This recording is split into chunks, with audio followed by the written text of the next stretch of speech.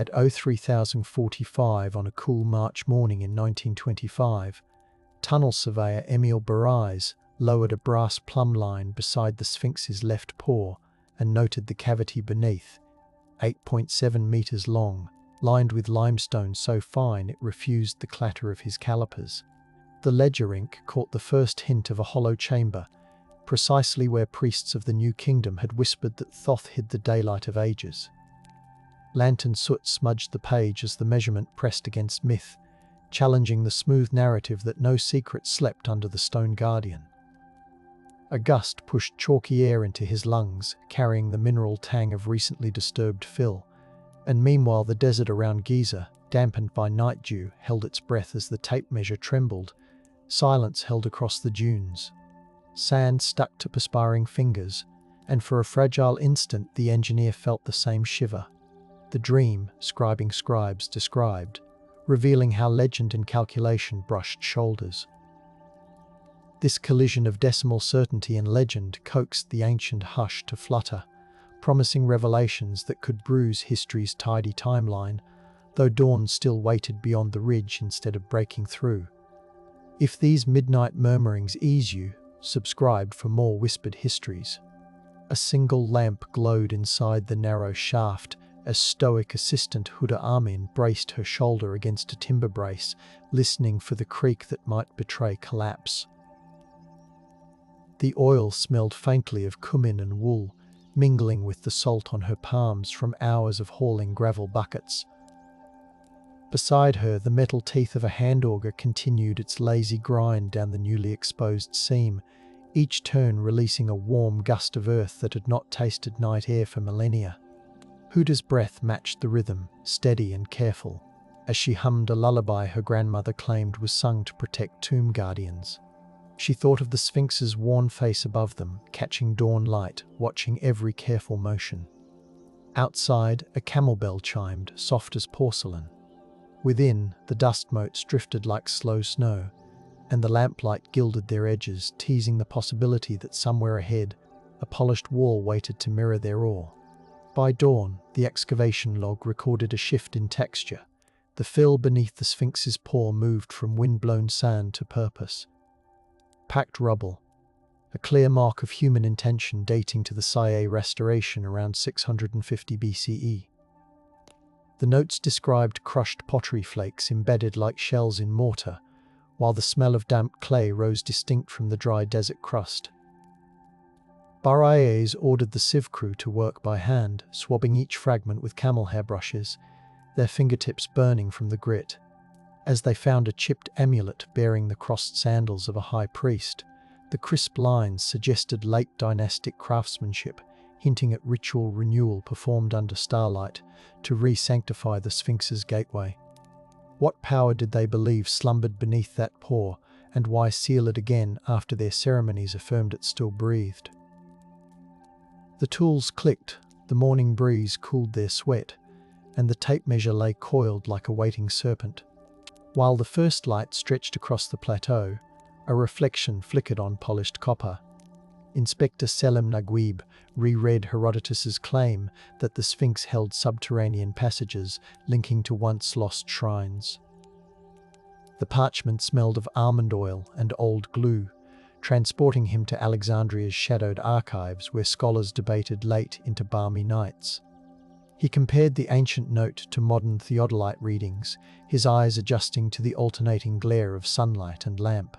Sand hissed underfoot as a gust slid along the tent canvas, reminding him that each grain carried centuries of footsteps. Soldiers, pilgrims, engineers. Could textual echoes from Greek chroniclers align with the quiet cavity in the limestone foundation? On the table, a bowl of dates shimmered with syrup, grounding him in simple sustenance amid swirling possibilities. He traced the Sphinx's outlines on vellum, the ink glistening, and decided to test for hidden passages with ground soundings before rumor overtook evidence. The midday heat drew sweat along every wrist as the 1926 team lowered bell-shaped seismographs onto the flagstones between the Sphinx's paws, capturing the tiniest tremors. Leather straps squeaked, and the instrument's springs hummed like distant bees while the plateau's occasional breezes slipped through. Acoustic pulses suggested an oblong void, 12 meters by 4, sloping toward the monument's heart. The readings charmed the archaeologists. They also unsettled the surrounding villagers who recalled Mamluk tales that, whenever people pried too far, a desert storm punished them. The sand remembers. Instruments hum. The hollow waits.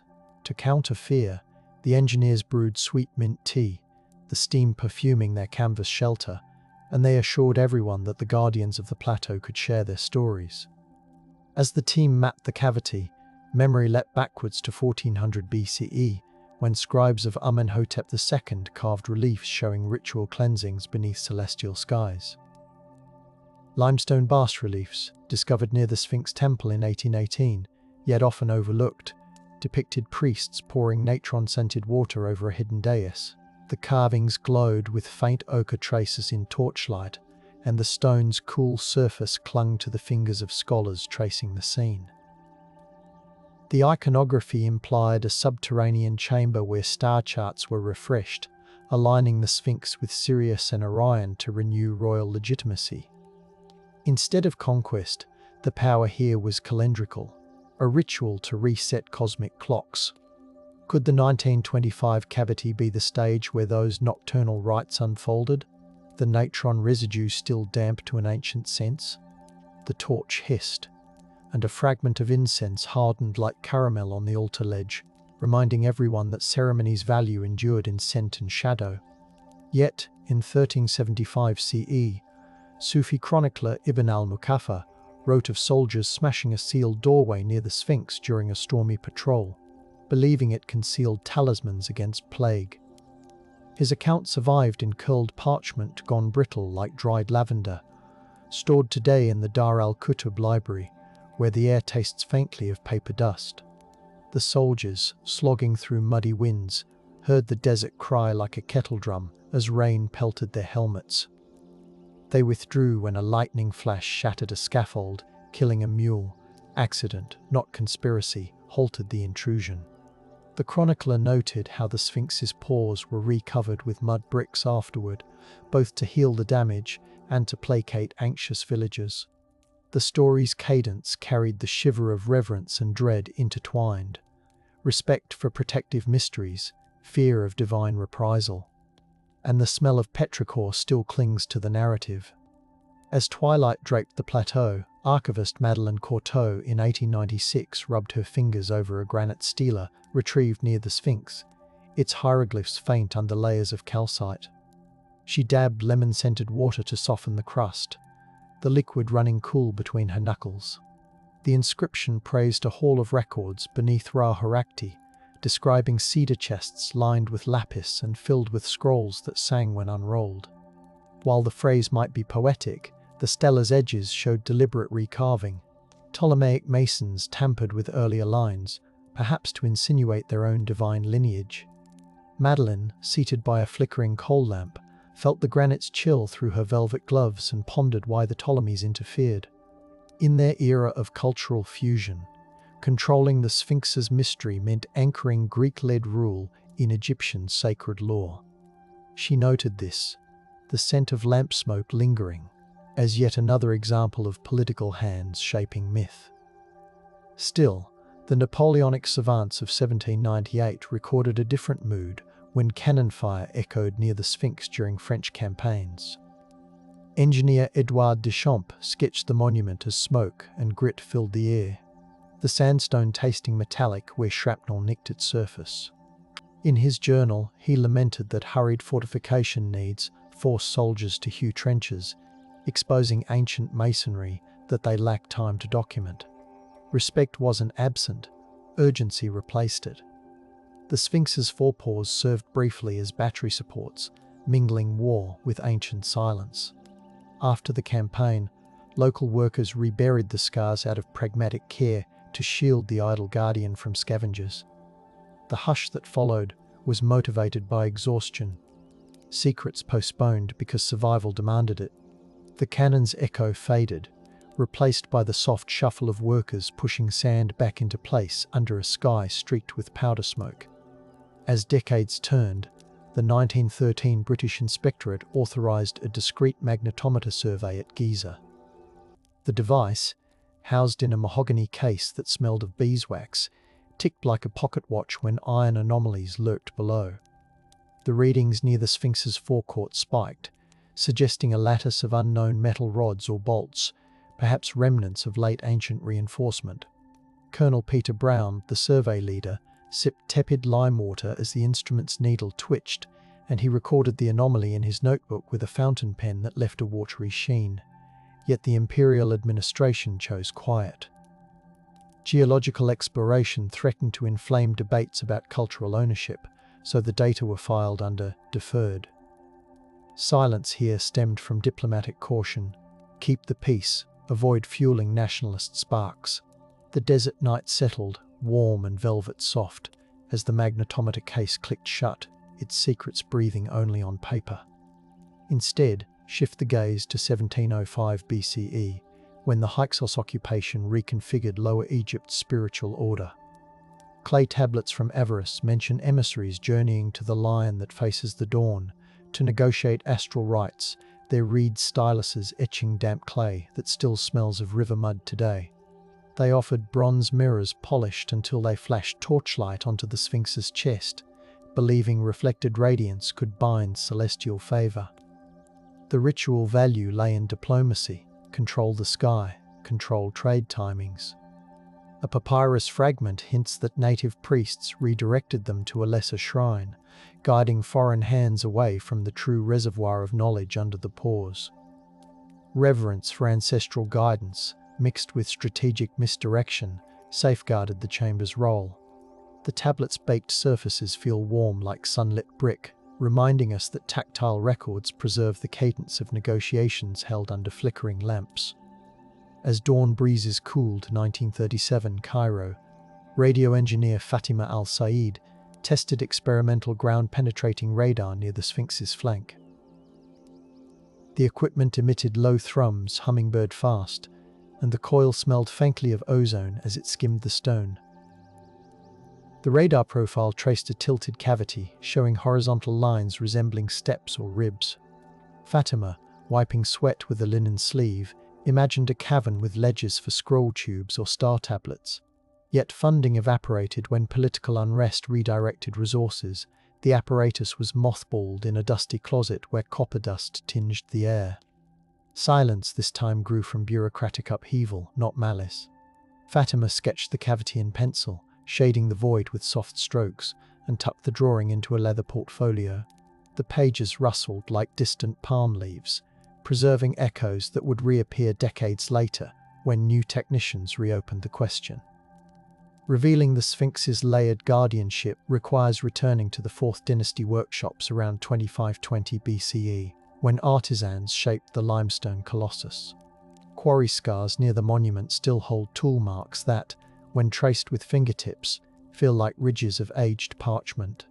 Workers lubricated sledges with natron brine, the scent salty and sharp, and chanted to keep rhythm as copper chisels sparked the air. A newly translated ostracon found in 2004 mentions a horizon chamber, carved first, meant to house star tables for Khafre's astronomer priests. The job mattered because accurate celestial mapping determined the Nile's flood expectations, anchoring taxation and ritual. Within that chamber, scribes inked star names while oil lamps perfumed the enclosed space with sesame smoke. Their craft wove cosmic order into daily survival, granting them both prestige and the hush of secrecy, for only stable calendars could validate royal divinity. As French sands piled high in 1753, traveller Richard Peacock noted Bedouin stories of an underground cistern beneath the Sphinx that sang during certain moons. His diary, now butter-soft with age, smells faintly of saffron from his stored spice samples. He described pressing his ear to the worn pore as night winds whooshed through fissures, creating a low whine. Locals said the sound meant ancestral librarians still tuned the stars. Peacock's quill scratched excitedly at this mix of folklore and echo, wondering whether the noise signaled water, air, or incantation. He lacked the tools to probe further, yet his curiosity underlined the Sphinx's role as a convergence of nature, engineering, and myth. The sound's mystery lay not just in explanation, but in its ability to bind listeners together under starlit silence, a communal vigil that gave the Guardian contemporary relevance. Silence held as 1951 archaeologist Zakaria Gonim proposed drilling core samples near the left paw. His blueprint, smudged with chalk, mapped a cross-shaped pattern to avoid damaging potential chambers. The desert sun-baked limestone until it smelled faintly like sun-warmed bread, while pneumatic drills waited, their metal cold against the hands of workers sipping hibiscus tea. Yet after a scaffold collapse elsewhere on the plateau injured 2 labourers, safety inspectors halted all intrusive operations. Accidental tragedy, not conspiracy, delayed the quest. Gonim spent the evening under a buzzing kerosene lamp, recalculating stress loads.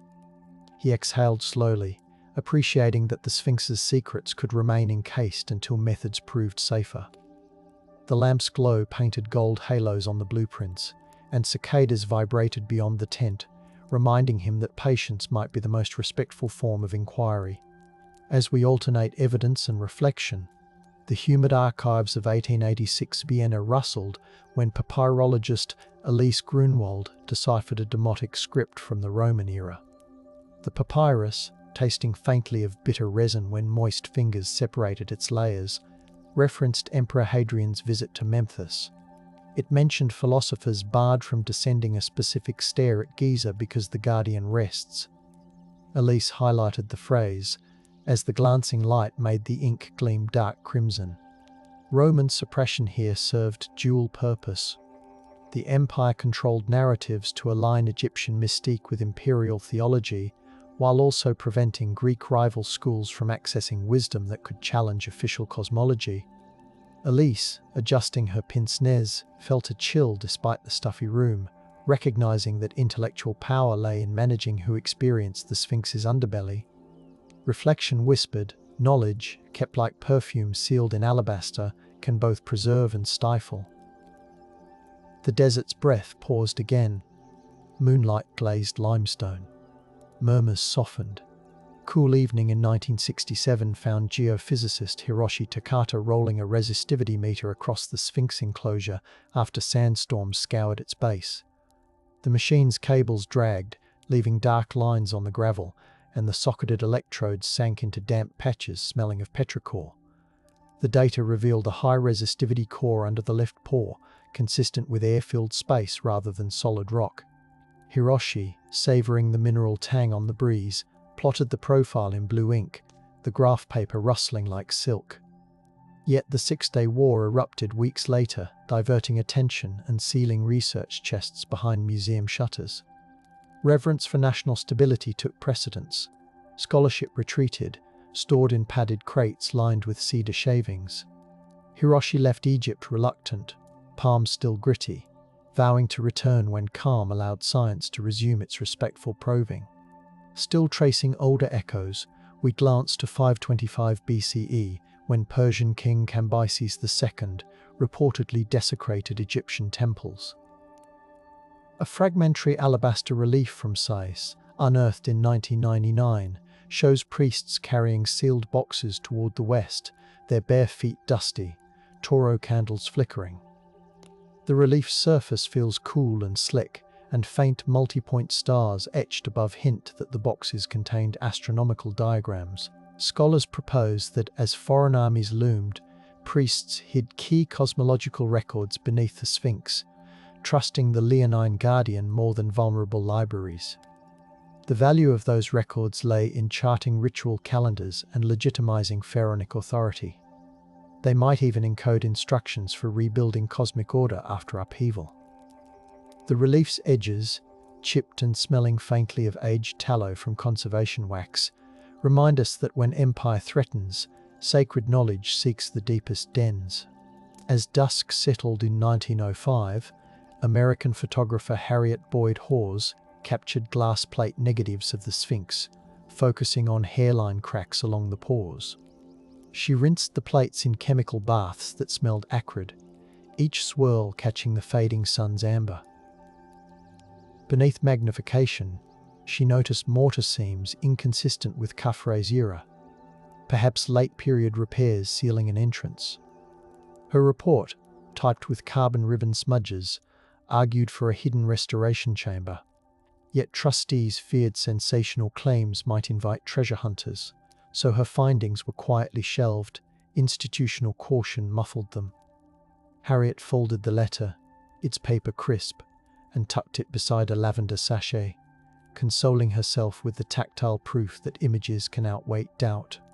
The Sphinx's pores, in her photos, gleam softly, the wind-smooth textures hinting at the careful hands that once tended their secret joints.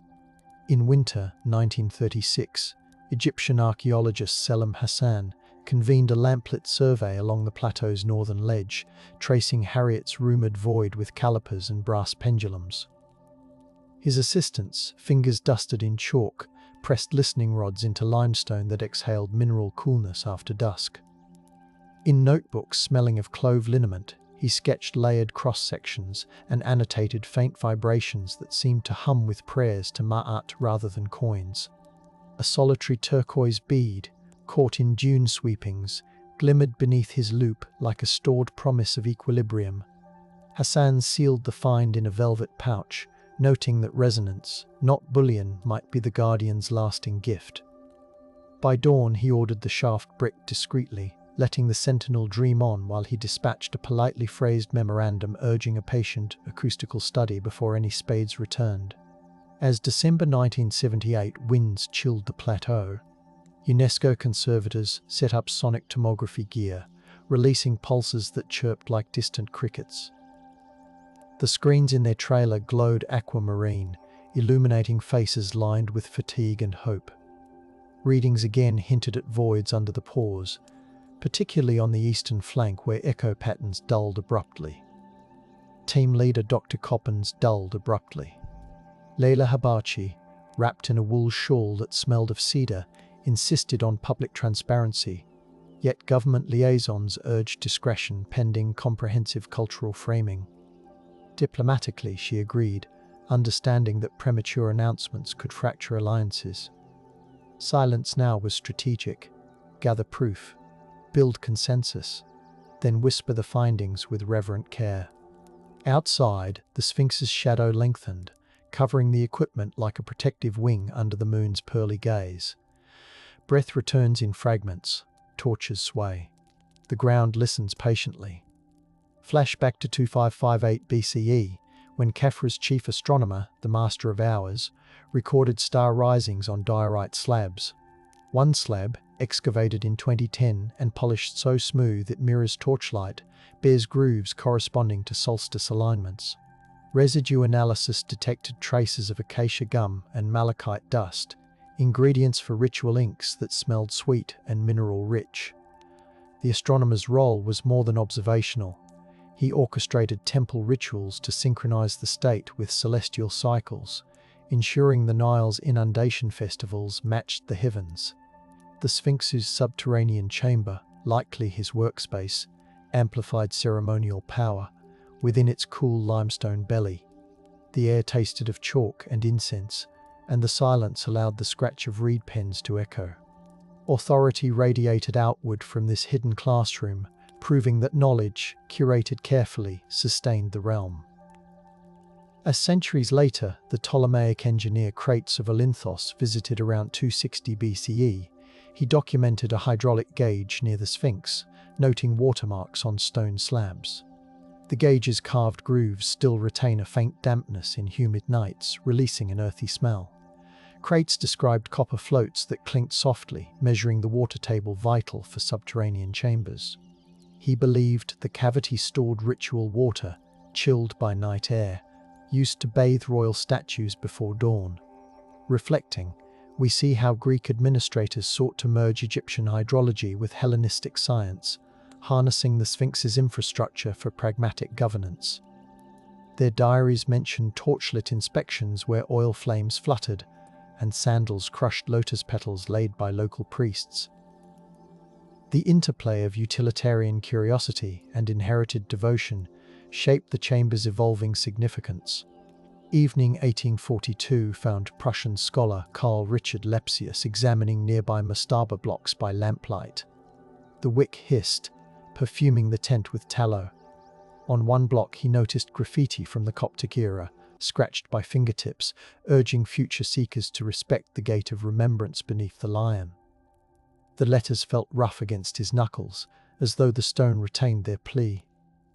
Early Christian monks seeking solitude had apparently sealed the entrance to preserve their refuge's sanctity. The value here was contemplative. The secret served as a sanctuary for meditative rites, beyond politics. Lepsius jotted the note, his pen nib squeaking, acknowledging that spiritual quietude can be as compelling as empirical discovery in deciding which doors stay closed. Reaching again for reflective rhythm, the sand sighed. Incense thinned. Breath aligned with starlight. Wind-blown grit reddened cheeks in 1987 when geochemist Soraya Mahmood sampled microfractures on the Sphinx pore. The portable drill whirred softly, releasing powdered limestone that smelled like crushed shells.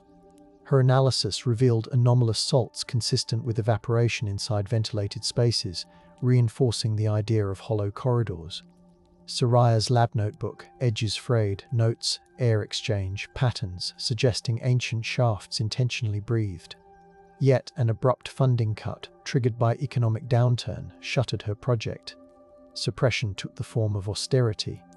Soraya, under fluorescent lab lights, boxed her samples, the cardboard tasting dry against her tongue as she sealed it. She whispered a promise to return, knowing scientific patience might one day dissolve fiscal barriers. As we loop through time, consider 30 CE, when early Roman administrators instituted censuses requiring precise land measurements. Papyrus tax rolls from this period, still smelling faintly of damp linen. Reference surveyors recalibrating Giza's sacred precinct boundaries. One roll mentions descending the lion's stair to confirm the boundary star, implying the chamber housed instruments. The surveyor's tools. Plumb bobs, knotted cords clicked gently against stone as torches reddened the air. Their task mattered because land rights and tribute calculations hinged on astronomical validation. Reflection arises. By embedding imperial bureaucracy within an Egyptian sacred cavern, Rome co-opted local magic to legitimize rule. The trade-off was a silent bargain. The chamber's mystery endured, yet its function bent toward administrative power. Silence settled anew. Dew beaded on limestone. Dreamers leaned closer. Spring 2009 introduced microgravity measurements by astrophysicist Luis Andrade, whose sensors detected subtle density variations under the Sphinx. The instruments, encased in carbon fiber that smelled faintly of resin, whispered data through fiber-optic lines. A significant void appeared at 14 meters depth, aligning with earlier radar hints. Luis imagined a stepped hall, the air within dusty yet cool, perhaps lined with niches. But before results were published, a cyber attack scrambled servers at the Antiquities Council, corrupting files. Technological accident froze the revelation, demonstrating that modern threats can mirror ancient storms in silencing knowledge. Luis spent nights reconstructing data from paper printouts, the toner smudging his fingertips grey while the computer fans hummed like distant cicadas. Looking back to 332 BCE, the arrival of Alexander the Great transformed the Sphinx's aura. Orion's accounts, preserved in manuscripts that smell of goat parchment, recount Alexander laying wreaths at Giza, guided by priests holding lamps fragrant with myrrh. They led him toward a sealed stair, yet stopped, insisting only a rightful pharaoh could enter. Alexander respected the ban, recognizing that the chamber symbolized cosmic legitimacy he sought through other rites. The refusal taught him restraint. In reflection, even conquerors bow to mysteries that anchor local identity.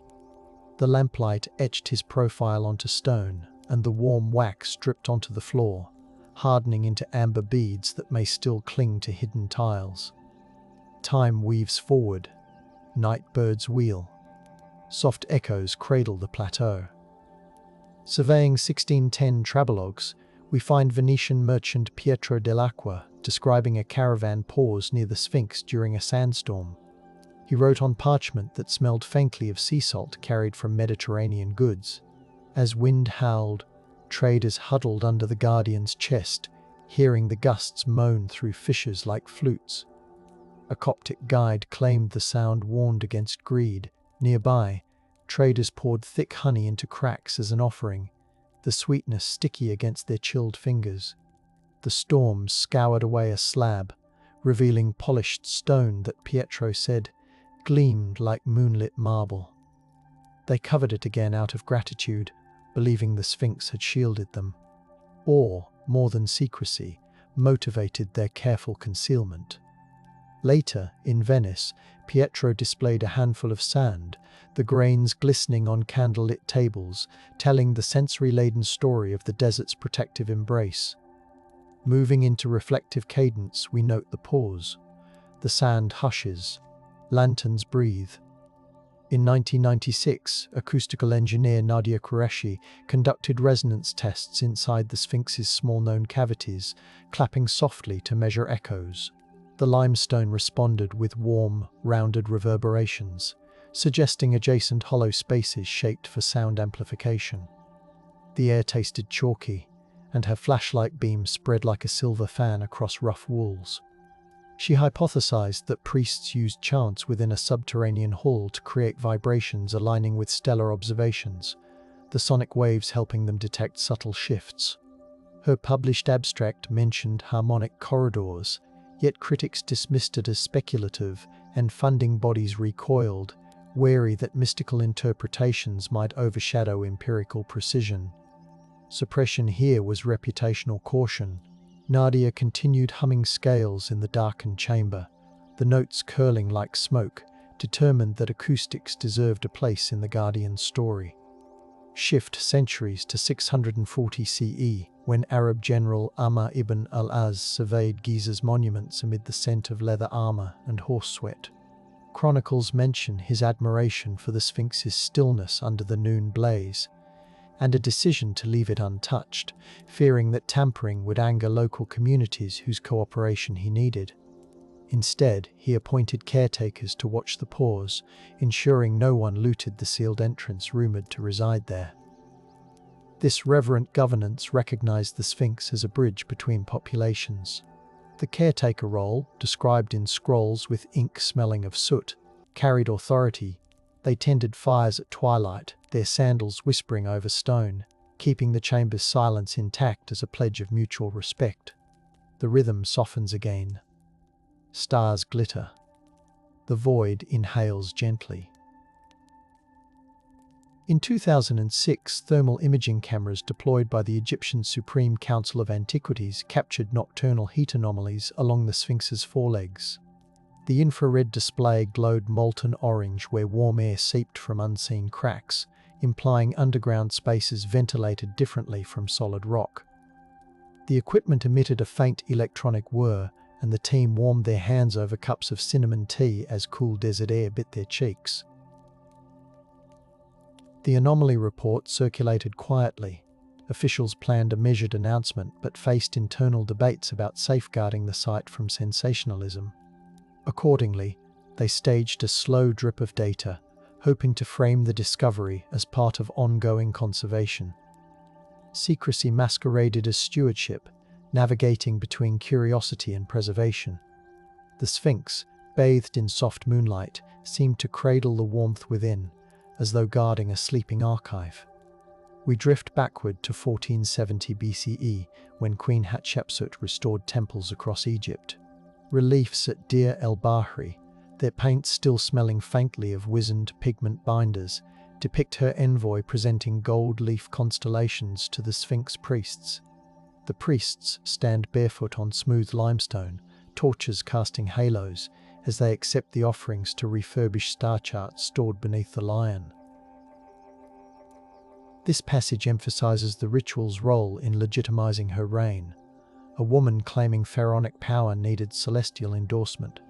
Within the hidden chamber, scribes likely recalibrated calendars under her directives, their reed pens squeaking on ostraca, while incense perfumed the low ceiling. The value created was political stability entwined with cosmic harmony, and the chamber's secrecy ensured the rite carried weight free from public dispute. Another breath pause unfurls. The desert croons softly. Time feels viscous. In 2018, drone photogrammetry mapped micro-buckle patterns on the Sphinx's surface.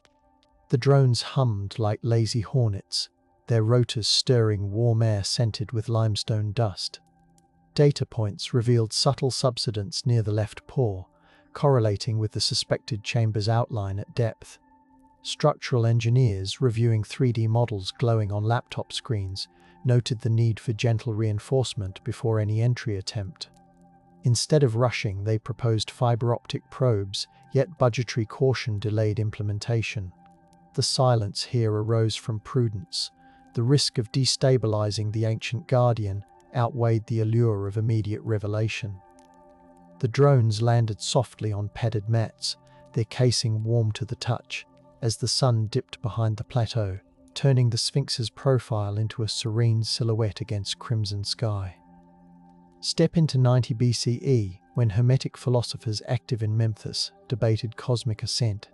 A recently translated Greek papyrus, smelling of aged wine residue, describes initiates descending the lion's throat to undergo sensory deprivation, emerging with star-bound visions. The chamber functioned as a ritual incubator.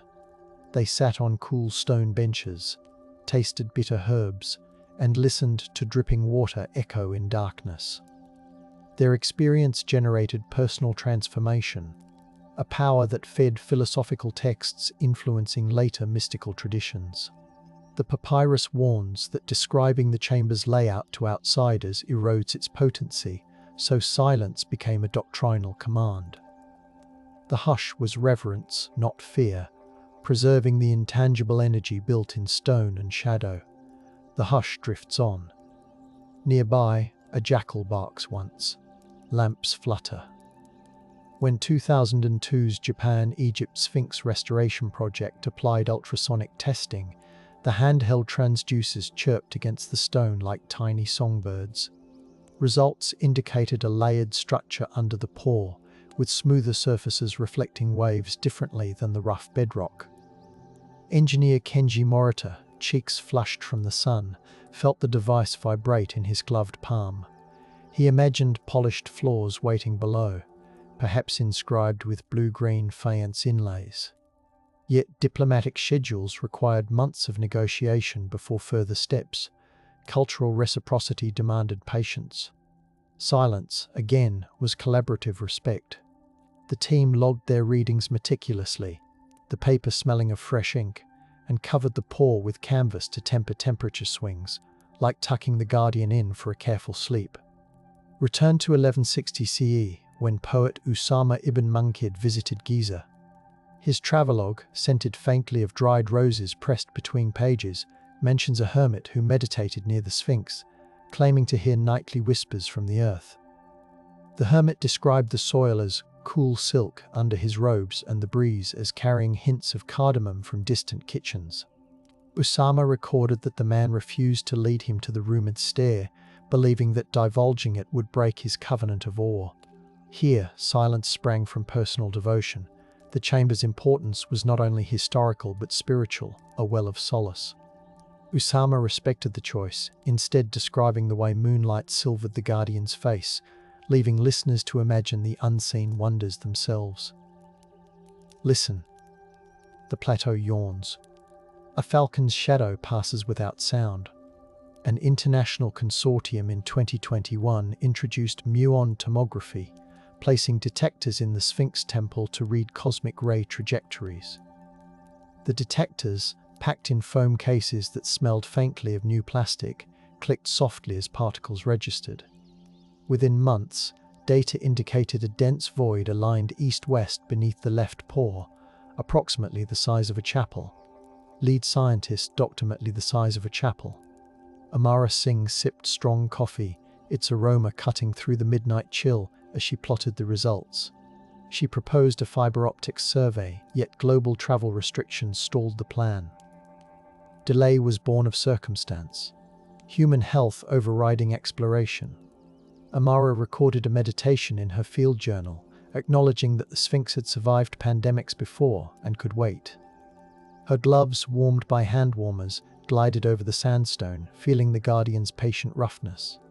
Shift to 400 BCE, when Egyptian astronomer priest Tijar-Nefer inscribed a star manual now housed in Turin. The papyrus, with surfaces soft as leather, instructs novices to descend with clean hands, carrying lamps perfumed with juniper, to the chamber of alignment. It details the ritual, placing bronze gnomons that catch lamplight, verifying solstitial angles essential for festivals honoring Sekhmet. The manual highlights the value. Without precise timing, supplication rites risked misalignment, imperiling royal favor. The chamber's sanctity thus underpinned agricultural and political stability. Reflection arises, knowledge stored in hidden rooms sustained entire social rhythms.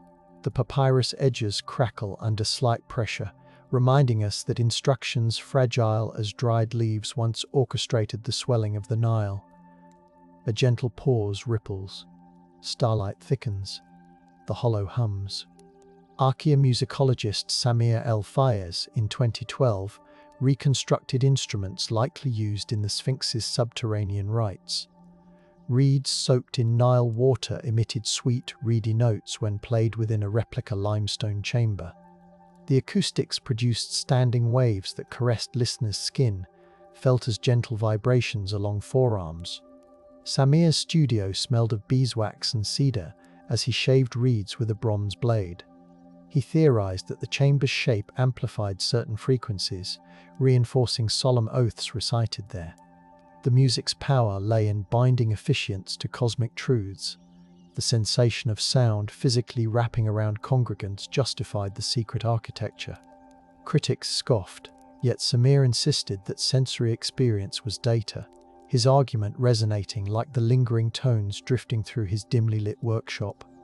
Turning to 640 BCE, we find Nubian ruler Taharqa commissioning repairs on the Sphinx. Reliefs from Kawa, still carrying the scent of elephants from the riverbank mud used in conservation, show artisans smoothing plaster over the pores. Taharqa sought to align his rule with solar deities, the chamber beneath likely hosted rites recalibrating this connection. Records mention priests moistening linen with lotus-infused water, dabbing it on stones to appease ancestral spirits. Their work created political cohesion, convincing both Egyptian and Nubian elites that cosmic favor was shared. Silence followed because unity required guarded rituals. Broadcasting them risked division. The plaster, even now, retains faint fingerprints that feel like ripples under modern hands, a tactile testament to devotion. Pause again. The wind cools tongues. Sand tastes faintly of chalk. Ethnographer Émile Baraize in 1975 recorded Giza oral histories from elderly camel drivers who spoke of secret breathing wells near the Sphinx. Their tents smelled of coffee and sweat-dimmed leather, and the stories unfolded under lantern light. One elder described leaning against a stone that vibrated softly at dusk, as if air moved inside. Layla taped the conversation on reel-to-reel, the machine's wheels spinning with a low purr. She sensed that these narratives preserved memory of genuine vent shafts. Yet when she proposed minor excavations, authorities declined, wary that foreign treasure hunters might exploit such rumors. Community trust, not evidence, directed the hush. The tapes now rest in a climate-controlled archive, foam padding smelling of acetone, awaiting scholars ready to listen again. Reflective cadence continues. A candle guttered. Echoes linger. In 2023, heritage technologist Émile Baraize employed hyperspectral imaging to examine the Sphinx's surface at sunrise. The device emitted a faint buzzing, and the morning air tinged with jasmine from nearby gardens kissed his cheeks. The data revealed mineral signatures suggestive of ancient pigments tracing a previously unknown inscription near the left paw. The script referenced the Door of Dawn, perhaps pointing to the hidden chamber.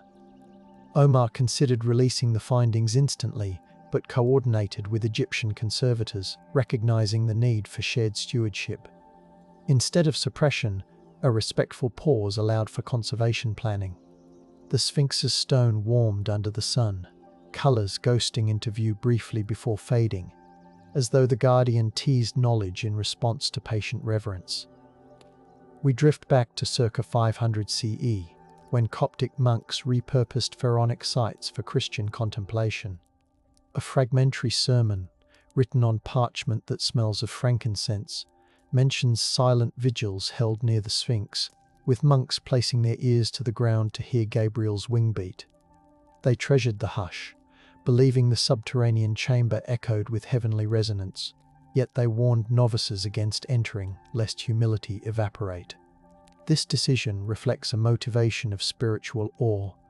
The chamber's value was not in documents, but in the contemplative space it represented. The sermon's ink stains fingertips purple, reminding readers that devotion sometimes paints itself onto those who handle sacred words. Breath pause whispers. Cool night wraps ankles. The hollow watches. When 2010's cross-disciplinary archive initiative unearthed Italian diplomat letters from 1849, scholars smelled the faint perfume of pressed violets within the folders. The letters detailed a clandestine attempt by antiquities smugglers to breach the Sphinx's base. Rain halted them, mud collapsed the pit, nearly suffocating a worker. Fear ended the operation, proving that accidents can be stern guardians. The diplomat advocated increased patrols, understanding that the monument's integrity protects Egypt's narrative authority. The worker, pulled free with face spattered in clay, described hearing deep, rumbling noises, perhaps shifting fill, perhaps the chamber's sigh. The letters, edges worn, now rest in padded blue boxes, cautioning that not all discoveries are meant to be seized by hurried hands. We continue circling. Lantern soot drifts. Hearts keep silent time. Anthropologist Yuki Tanaka in 2015 analyzed residue from Sphinx enclosure altars, finding traces of cedar oil and crushed lapis. Under microscope light, the lapis sparkled like midnight frost, and the lab smelled of solvents. She concluded that offerings included aromatic oils meant to seep into the stone, perhaps perfuming the hidden chamber through capillaries. Such rituals imbued the subterranean space with intangible wealth scent as spiritual currency. Reflection muses, even without entering the chamber, participants altered its atmosphere, suggesting remote activation of sacred power. Yuki's published report, Edges Smoothed by Repeated Handling, invited further research into sensory offerings that bridged surface and depth. The nocturne persists. Sand cools further. Silence nestles. Examining 1927 newspapers stored in brittle stacks smelling of newsprint and dust, we find mention of a rumoured British attempt to siphon treasure from under the Sphinx. Investigative journalist Amina Farouk traced the story, interviewing guards who heard pickaxes clanging at midnight. She discovered the culprits were smugglers disguised as surveyors, halted before reaching the chamber. Amina's article highlighted the need for vigilant stewardship, framing the Sphinx as a national trust. Her words described the moonlight glinting on contraband tools, the metal chill biting fingers. The scandal's exposure suppressed further tampering, proving that transparency can serve as a protective silence. By airing the attempt, she discouraged repetition. The newsroom reeked of ink and adrenaline as her story went to press, reinforcing the Guardian's sanctity. Breathing slows. The plateau glows pale. Another ripple fades. In 1931, Czech Egyptologist Ludmila Navratilova catalogued amulets found near the Sphinx's claws. They smelled of aged copper and earth, each wrapped in linen still faintly scented with marjoram. One amulet depicted Shu, god of air, hinting that control of breath, literal and cosmic, was central to the chamber's role, perhaps a sanctuary where airflow symbolized celestial balance. Ludmila's catalogue noted the linen's weave, the weight of each charm, the patina's cool feel against her skin. She speculated the amulets were offerings, asking the Sphinx to maintain the hidden hall's purity. The museum stored them in velvet-lined drawers, the fibers soft as night clouds, preserving their whisper. A gentle pause returns. Torches dim. The desert's heart beats slow. In 2000, satellite-penetrating radar sponsored by ESA skimmed over Giza, its radio waves bathing the plateau with silent pulses. Analysts detected anomalies consistent with man-made chambers at 20 meters depth, their shapes rectangular with rounded corners. The data, visualized in false color maps smelling faintly of toner when printed, offered fresh impetus to investigate the Sphinx's underbelly. Yet international politics demanded coordination. Egypt asserted rightful leadership. Partners concurred. The consensus: plan methodically, avoid colonial echoes. Silence held while committees drafted protocols. Meanwhile, the Sphinx basked in morning sun, its stone warm, absorbing the radar's invisible caress without complaint. Another breath. Pause alights. Dew settles. The Guardian hears. In 2024, eco-hydrologist Rana al-Haddad studied groundwater flow beneath Giza, piping clear water samples into vials that tasted lightly of iron when tested. Her models suggested that the Sphinx's chamber might have doubled as an ancient aquifer regulator, preventing seepage that could destabilize nearby temples. The idea reframed the secret as a hydraulic miracle protecting infrastructure through concealed engineering. Rana presented her findings in a tent smelling of damp canvas after unseasonal rain, noting the hum of portable generators. She emphasized that understanding such ancient sustainability could inform modern conservation. Reflection wonders whether reopening the chamber might reveal forgotten water management wisdom, still relevant in an age of climate strain. Lastly, twilight curls into night as we turn to the present moment. The Sphinx rests beneath gauzy starlight, pores cool, breeze carrying whispers of exhaust from distant Cairo alongside desert sage. Instruments sleep in padded crates, their metal cold, awaiting the day consensus grants them entry below the pore. Measurements from centuries pressed together, a palimpsest of decimals, chants and breaths. We stand outside the hollow, fingertips brushing grit that clings like memory. The unanswered secret under the Sphinx remains a gentle invitation, a reservoir of potential that tingles like a distant drumbeat beneath the sand.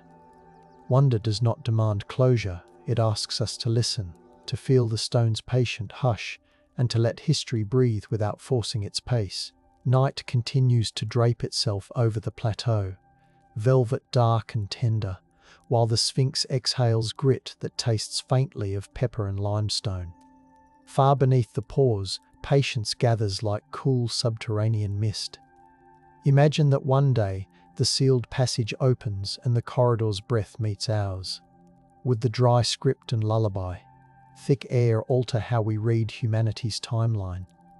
The question stays soft and persistent, like the pulse felt when resting a forearm on sun-warmed stone.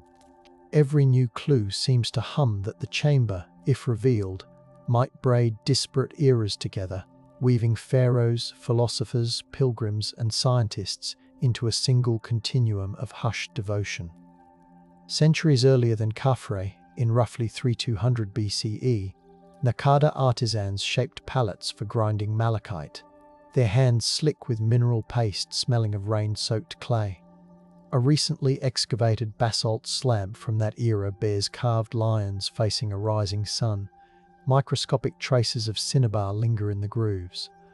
Some iconographers argue that these pallets foreshadow the Sphinx concept, guardians fusing animal strength with solar adoration. If so, the chamber beneath the Sphinx may owe its blueprint to a pre-dynastic vision of the horizon as a living beast. Touching the pallet, the stone chills the fingertips, yet the carved lines warm the imagination, whispering that hidden repositories of star lore were imagined long before the Colossus took form.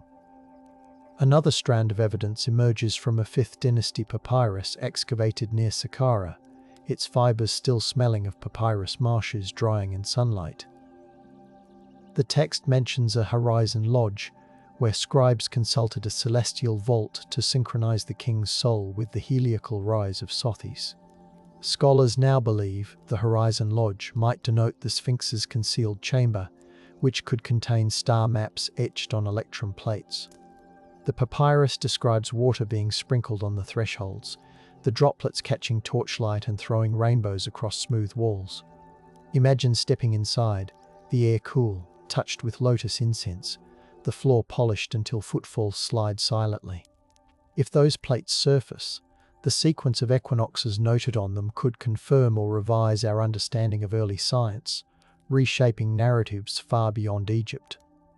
During the First Intermediate Period, around 2100 BCE, when authority fractured and dynasties wavered, the Sphinx's guardianship did not cease.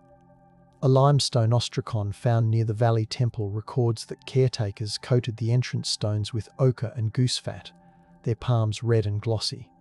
They believed the sheen deterred grave robbers and appeased the ancient watchers below. The ostracons scrawled hieratic script, smelling faintly of the beeswax sealant used to preserve it, mentions chanting to awaken the balance.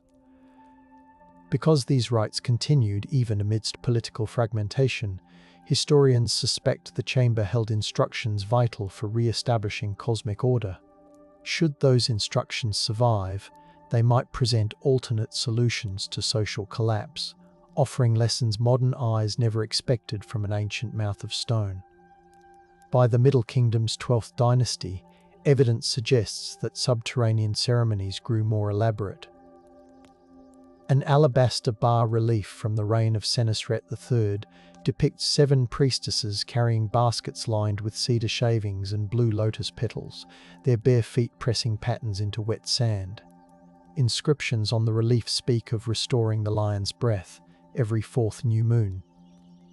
Each basket contained honey cakes flavored with coriander. Residue analysis still bears that sweet, grassy scent.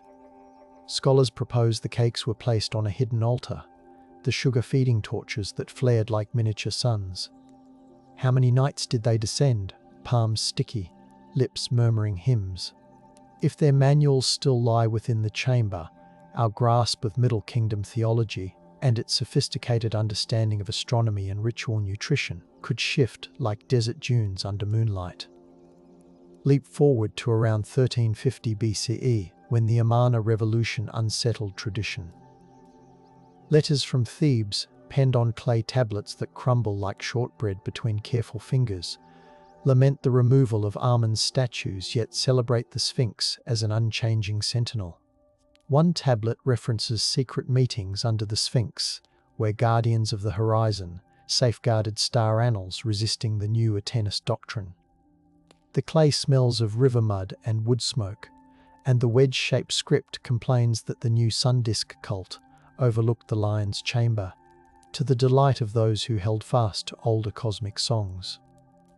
If those annals emerge, they may reveal how priestly factions navigated ideological shifts, providing missing context for one of history's most debated religious experiments. When the Sea Peoples raided around 1175 BCE, coastal shrines suffered. Yet an obscure hymn in the Harris Papyrus describes locking the lion's throat with bronze, perhaps a metaphor for sealing the chamber with metal brackets. The papyrus fibers, surprisingly soft, release a faint odor reminiscent of aged linen. Restoration engineers in the 1980s found corroded bronze straps embedded in mortar near the Sphinx's left paw. Metallurgists concluded they were cast during the Late Bronze Age. These straps imply that guardianship turned increasingly technical, blending ritual with engineering. If the chamber contains Bronze Age contraptions designed to secure archives against invasion, they could redefine our understanding of Egyptian metallurgy and emergency preservation, hinting at resilient strategies that ripple into modern heritage management. During the Saite revival of the 26th dynasty, artisans embellished the Sphinx colonnades with pale blue encaustic paint, fragments of which still smell faintly of beeswax when warmed. Recently, a fragmentary stele unearthed near the Nile's bank recounts an oracle pronouncing that the lion's book will outlast foreign kings.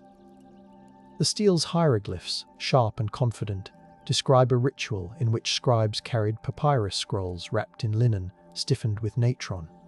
Each scroll was sealed with lapis beads whose surfaces are cold and glassy to the touch. The ritual, according to the stele, guaranteed that whatever was stored under the Sphinx would resurface when the world seeks its forgotten mornings.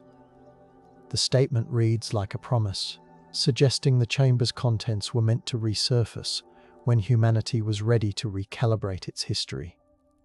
Shift to 3031 BCE, the year after Alexander's arrival, when Macedonian surveyors mapped Giza's topography with cords dusted in gypsum. A small bronze tablet found in Alexandria's Serapean references, lion vault coordinates, aligning with specific stars of the zodiac newly popular in Hellenistic courts. The bronze's patina smells of damp earth and oil, and the engraved lines catch light like glinting fish scales. The text hints that Greek scholars sought to fuse Egyptian stellar wisdom with their own astrology, perhaps to predict political tides. Should the chamber hold a bilingual star calendar, it might show the exact moment Greek and Egyptian cosmologies intertwined, altering how we perceive cultural exchange at the dawn of the Hellenistic age. When the Ptolemaic queen Arsinoe II sponsored temple refurbishments around 250 BCE, papyri from her court mention perfumers blending iris root, cinnamon bark, and honey to create lion's breath ointment. Conservation chemists recently replicated the mixture. It smells like sugared spice with a smoky undertone. According to the papyri, the ointment was brushed onto copper rods used to open the chamber, ensuring the air within remained fragrant and purified. If those rods exist within the sealed hall, residues could reveal trade links stretching to the Aegean and Indus, rewriting assumptions about supply chains. Each aromatic note becomes a data point. Each preserved scent a whisper of networks that once spanned continents. Under Roman rule, an inscription now stored in the Museo Gregoriano Egizio describes the Emperor Claudius commissioning surveyors to verify the lion's measures during a Nile flood. The inscription is carved on travertine, its surface porous and cool, smelling faintly of chalk when misted. It reports that Roman hydrologists inserted reed gauges into shafts near the Sphinx, listening for echoes to judge depth. The notion that imperial engineers relied on subterranean cavities for hydrological forecasting suggests the chamber doubled as a flood warning system. Discovering physical gauges, perhaps bronze studded with measurement marks, would reveal a sophisticated integration of sacred architecture and civic planning, forcing historians to reconsider Rome's dependence on Egyptian expertise. During the 3rd century CE, as Christianity spread, desert hermits known as anchorites sought solitude near Giza. A recently translated Coptic parchment, fragile as moth wings, recounts a vision where the Sphinx's hidden hall shimmered with letters of living light. The parchment smells of wind-dried leather and candle soot. It encourages practitioners to contemplate the lion's silence rather than pry open its door, suggesting that spiritual insight could be gained by imagining the chamber instead of entering it. This contemplative approach means that the chamber served as a mental construct as well as a physical space, shaping doctrinal meditation. If early Christian theology absorbed Egyptian sacred geography, the chamber becomes a bridge between worlds, reframing how we trace the roots of mysticism. Under the Umayyad Caliphate in 705 CE, an administrative papyrus found in Fustat records tax exemptions granted to the keepers of the lion, a hereditary guild charged with maintaining the enclosure. The papyrus smells of old parchment and cumin from a spilled spice jar that stained one corner centuries ago.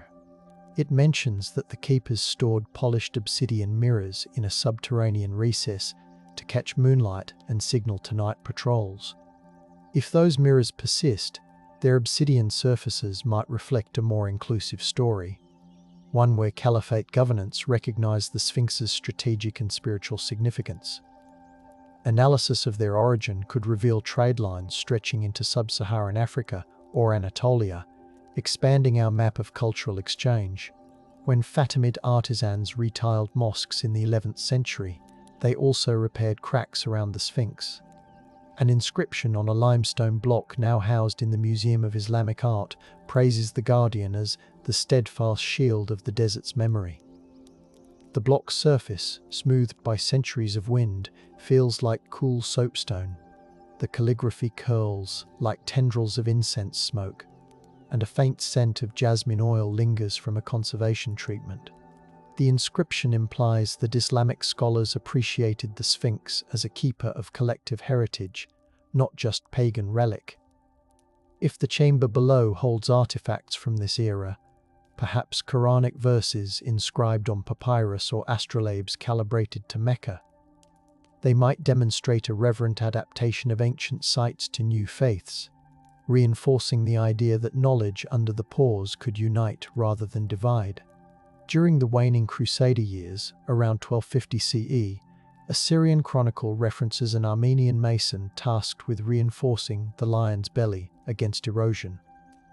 According to the chronicle, the mason hammered lead wedges into gaps while chanting in a language like tinkling bells. The parchment crackles when handled, and its ink smells faintly of ferric tannin. The text mentions he glimpsed a hidden staircase sealed by blocks that felt warm despite the cold night. If true, those lead wedges might still hold a stairway intact. Metallurgical analysis could date them, offering proof that medieval craftsmen intentionally protected the chamber. Such evidence would reveal shared stewardship across cultures, undermining assumptions of outright neglect during transitional eras.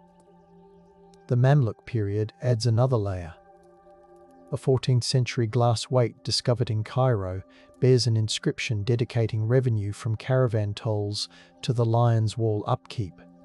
The glass shines with iridescent swirls that smell lightly of kelp when moistened. Economic historians infer that protecting the Sphinx had fiscal importance. Its enclosure perhaps served as a landmark ensuring safe commerce along desert routes. If financial tablets or coin caches are found under the pore, they might illuminate trade networks linking Giza to Damascus or Constantinople, tangibly connecting the guardian's sanctity to economic stability. Ottoman archives from 1571 contain a decree ordering engineers to inspect monuments after heavy flooding. The decree, inked on paper that rustles like dry leaves and releases a faint scent of musk, specifically mentions the Sphinx, instructing inspectors to ensure the lion's undercroft remains sealed against water. Ottoman engineers recorded the placement of cedar drains stuffed with cotton to absorb moisture. Should those drains survive, their textile fibers might retain pollen and dust, providing data on historical climate conditions. That information could recalibrate climate models, demonstrating how knowledge sheltered under stone might aid modern environmental studies, thus rewriting more than cultural history. It could reshape ecological narratives. Napoleonic savants, beyond their original surveys, left behind one overlooked artifact, an iron alidade used by engineer Émile Baraize. Found recently in a Parisian attic, the instrument smells of rust and old tobacco. Scratched into its base are coordinates referencing a second cavity under the Sphinx. Though dismissed for decades as an error, contemporary topographers reassessed the data and found the angles align with anomalies detected in modern scans. The alidade, once clutched by hands stained with gunpowder and sand, thus bridges past and present measurements. If the chamber yields a map matching his coordinates, it would vindicate early triangulations and demonstrate that even in war, precision may outlast chaos. Early in the 19th century, local Giza families forged their own protective practices. Oral histories recorded by folklorist Mahmud Hassan in 1872 described moonlit rituals where women scattered crushed chamomile around the Sphinx to keep the lion dreaming peacefully. The transcripts smell of dried herbs stored alongside petals in embroidered pouches. These communities insisted that anyone approaching the pores with tools must first listen for the Sphinx's breath by pressing an ear to the stone. The custom extended into the colonial period, imparting a grassroots stewardship. Imagine if the chamber walls still contain offering bowls etched with names from these families. Their presence would anchor the narrative in living memory, rewriting heritage as a partnership between locals and the monument, rather than a story of foreign discovery alone. American philanthropists funded limited excavations in 1909. Among the field notes preserved at Yale lies a pressed desert poppy petal, its colour faded to gentle peach, scent faintly floral when warmed by breath. The accompanying note describes workers hearing a hollow resonance when tapping the flagstone between the pores, like drumming on a tomb's lid. They suspended work after a sand squall blinded half the crew. The note's author speculated that destiny itself was guarding the entrance. If their plaster casts or core samples remain labelled and stored, re-examination using today's dating techniques could fill chronological gaps, connecting the tactile sensation of a hollow thud with precise measurements that may have been lost to storm and time. The interwar period brought fresh curiosity. In 1933, Egyptian architect Hassan Fathi sketched ventilation models for the Sphinx, hypothesizing that the underlying chamber was designed to regulate temperature, preventing cracking in the superstructure. His sketchbook, preserved in an archive scented with cedar cabinets, contains delicate pencil lines showing cross-sections of the pores and arrows indicating airflow. He annotated the design with notes about cool night currents smelling of desert sage. If sensors inside the chamber confirm such airflow engineering, it would elevate ancient Egyptian architectural knowledge to new heights, revising textbooks that presently understate their mastery of passive climate control. World War II layered its own whispers. British troops stationed near Giza built sandbag emplacements against potential air raids. A diary from RAF pilot Anne Cartwright, pages smelling of ink and kerosene, describes a night patrol when ordnance detectors registered hollow pockets under the Sphinx. She wrote of pressing her palm to the pore, feeling faint warmth seeping from the stone despite the chill. Military necessity interrupted further exploration, yet her precise coordinates match muon readings collected decades later. If wartime technicians inadvertently confirmed the chamber's presence, their reports deserve reinterpretation. The narrative of secret caches becomes interwoven with global conflict history, hinting that even in wartime, the Sphinx quietly reminded observers of far older stories. In 1958, after the dams reshaped the Nile's flow, hydrologist Ali Rashwan analysed seepage around Giza. He noted an underground breath that tasted of minerals when he sampled the air emerging from a narrow fissure near the left pore. His notebooks, smudged with graphite, recorded humidity spikes at dawn, leading him to suspect a cavity storing moisture. He proposed injecting harmless coloured smoke to trace the airflow, but funding never materialised. Ali's datasheets, now smelling faintly of the tobacco he used to mark pages, remain a trove. Combined with modern sensors, they could model ancient ventilation precisely. If the chamber once managed humidity to safeguard scrolls, revisiting Rashwan's work may illuminate overlooked environmental engineering, altering our interpretation of Egyptian science. The 1960s brought the roaring humidity of the Aswan High Dam project. Engineers worried about rising groundwater impacting monuments. A faintly musty report from 1964 documents boreholes drilled near the Sphinx. At 18 meters, they struck an air pocket, exhaling air scented with dust and ancient spices. Sensors registered a temperature drop of 5 degrees Celsius. The engineers sealed the borehole swiftly to prevent intrusion, but their logbook sketched an approximate outline of the cavity. This sketch, rediscovered in 2019, aligns with present-day muon scans. When combined, these records suggest the subterranean hall has remained stable despite hydrological shifts.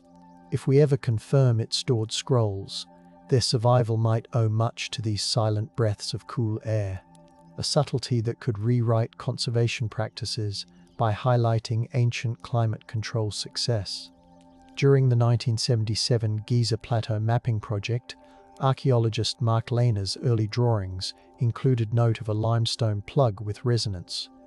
His field diary, smelling of dust and cedar pencil shavings, mentions how tapping the plug produced a tone like a low bell.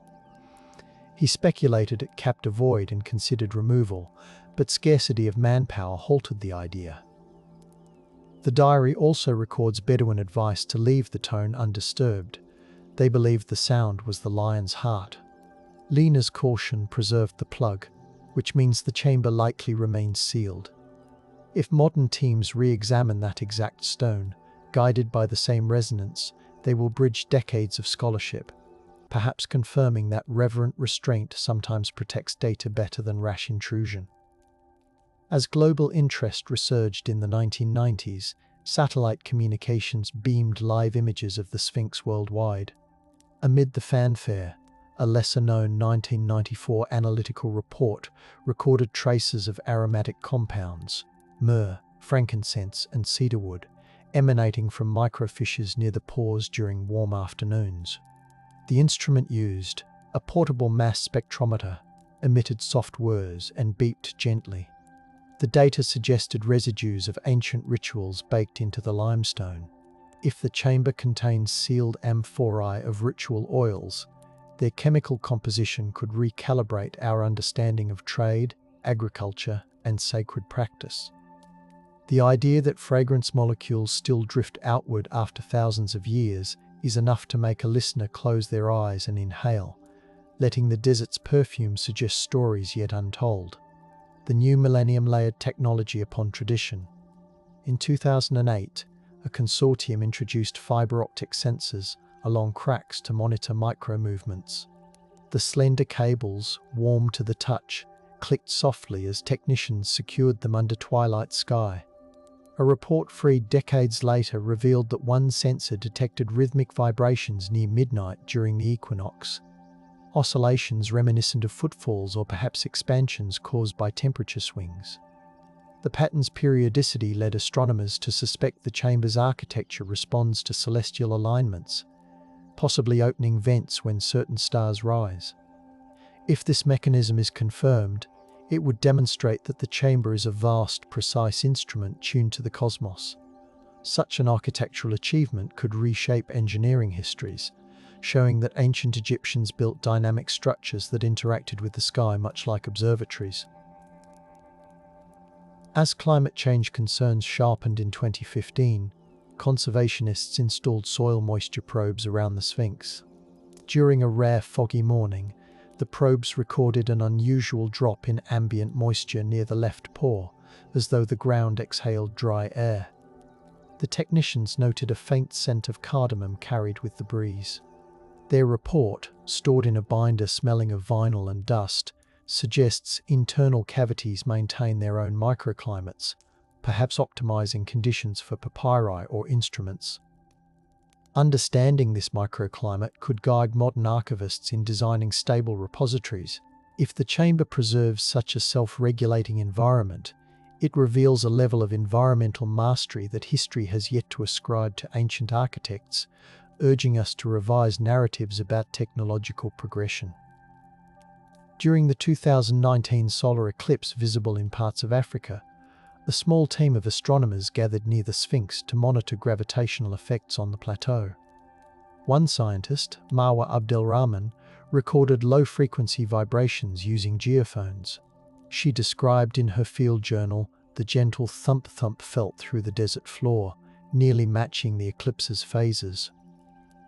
The journal's pages, lined with grid paper smelling of graphite and desert dust, highlight that the vibrations originated near the hidden cavity. Perhaps the chamber amplifies celestial events, acting like an ancient seismograph tuned to the heavens. If so, artifacts inside might chronicle eclipses, comets, or planetary conjunctions. Such records could sync Egyptian chronology with global astronomical phenomena, recalibrating dates and revealing that a stone lion once listened to the cosmos with the precision of an observatory. Meanwhile, Global Digital Archives in 2022 revealed 19th century missionary letters previously unknown to Egyptologists. A letter from Reverend Elias Thatcher, paper smelling faintly of mildew, recounts a dream in which monks described golden discs humming beneath the lion. He believed the discs to be symbols, but modern scholars theorize they could be systems or astrolabes. If the chamber conceals polished metal discs still intact, their inscriptions might double-check astronomical dating for multiple civilizations. The letter also notes that the monks forbade him from measuring the pores, claiming the lion dislikes cold iron. Their reverence may have prevented overzealous tampering, and now, 2 centuries later, their caution might pay off in the form of perfectly preserved instruments waiting in the dark. Simultaneously, African diaspora artists in 2023 began recording soundscapes at Giza, capturing night breezes, camel bells, and whispers of visitors. One recording by sound artist Ayana Jacob, stored digitally yet accompanied by a cedar-scented notebook, captured a subaudible hum near the Sphinx pores when the Milky Way arched overhead.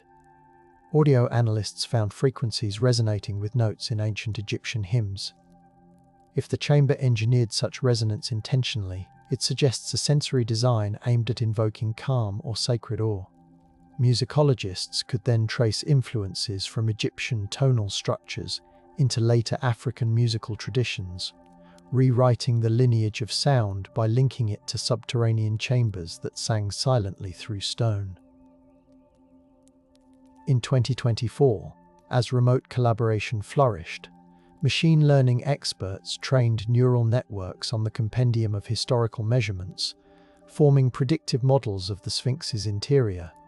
The algorithms, running on servers that whirred like subdued cicadas, predicted a multi-level hall with limestone benches, copper inlays, and a central plinth etched with star diagrams. The model's visualizations, displayed on monitors in dim rooms smelling of brewed mint tea, look almost dreamlike. If future explorations confirm the model, it would show how digital intuition can resurrect architectural layouts long buried, bridging human curiosity and computational inference. The prospect of comparing predicted patterns with actual carvings could refine both archaeology and AI, proving that ancient stone and modern code can harmonize in rewriting history. While scholars pore over data, the local community still gathers near the Sphinx at dusk.